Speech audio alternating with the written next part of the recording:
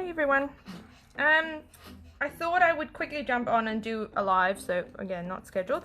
But my client in front of me has a really hard nail to do in the best of circumstances, but I wanted to show you how you would adjust a tip if your client came in and she had a nail bed like this, so if it's a little bit skew or growing at an angle. So with the Planet Vogues, so I've already prepped these nails and I've done a base coat of elastics on them.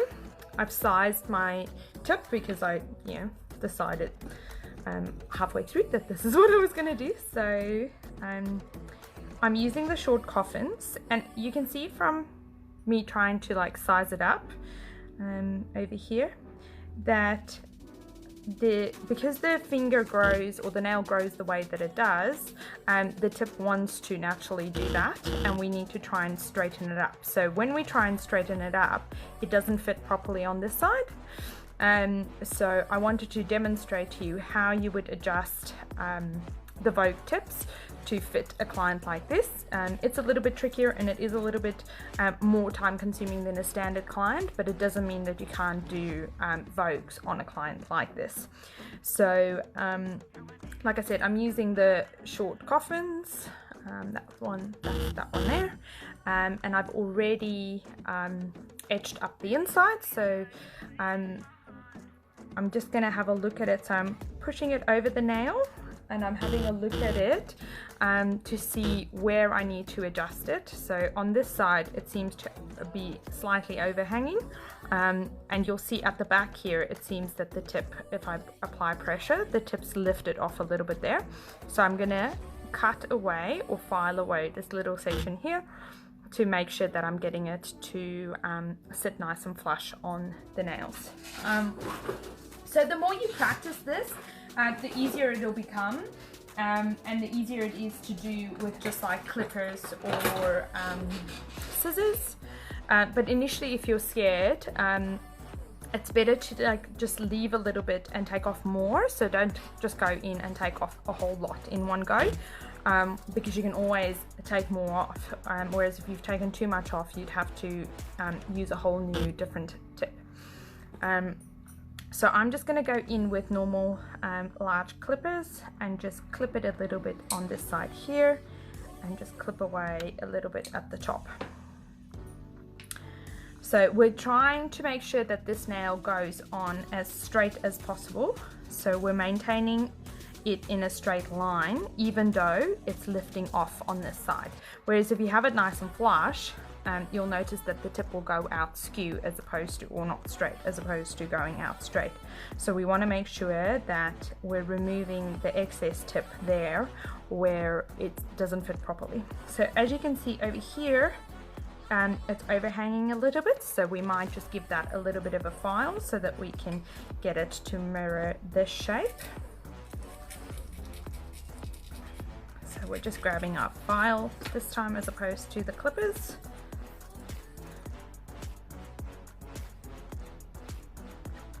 And do you see that that fits much better now? So if I hold it up, it's nice and straight with the finger as opposed to following the way that the nail will grow. So the nail tends to grow this way, whereas we want this nail to go straight. So we've just adjusted the tip slightly to get it to go straight. Okay, so once I've done that, I like to apply a little bit of sticky bond to the inside of my tips. And the reason why I do that is because I just want to make sure that these tips adhere fully. So I'm one of those overkill people, and I will do absolutely everything to make sure or ensure that my nails last when I'm doing them. So you don't need to do this if you've etched up the inside of the tip.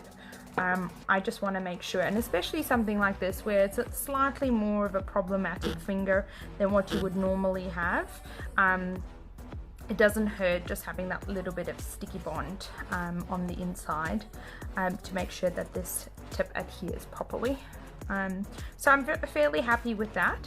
You could also potentially pre-buff the tip, because you'll find that these tips will be very, very thin at the back and then increase in thickness as it moves to the front. And so when you start cutting away at a tip, you'll find that it'll start to become thicker and thicker here at the back, as opposed to how it normally would be, nice and thin. So if that's an issue, or you're scared of that, you can just take your file and kind of like thin it out or pre-blend it before you're adhering it. So just lightly pay attention that you're not over filing to get that to be a little bit thinner, which will make blending that tip afterwards a lot easier than leaving it that slight bit thicker. And it also means that you'll have a less likelihood of cutting your client when you have to go in and blend that tip. Yeah, so I'm fairly happy with that. Yeah. When you're ready to adhere your tip, you want to make sure that you're applying your elastics to the edge up area that you've already edged up. And like I said, I've popped a little bit of sticky bond on the inside of my tip already. So I'm just going to go in and paint a thin layer of elastics there where I've etched up the tip. And then we just want to pop a little bit of elastics at the back on the inside of the tip, so that fills up the inbuilt apex in these tips. So we're gonna pop on the torch, and Trudy's gonna help me with this. So I'm going to start at the cuticle area. I'm going to apply the tip downwards towards the free edge, making sure that I'm eliminating any bubbles and making sure that I'm lining the tip up. And then when you're ready, you can pop that in the lamp. Alright, so once that comes out, we're just going to blend it around the cuticle area. And blend that, wipe that with acetone and then apply. So I hope you enjoyed watching this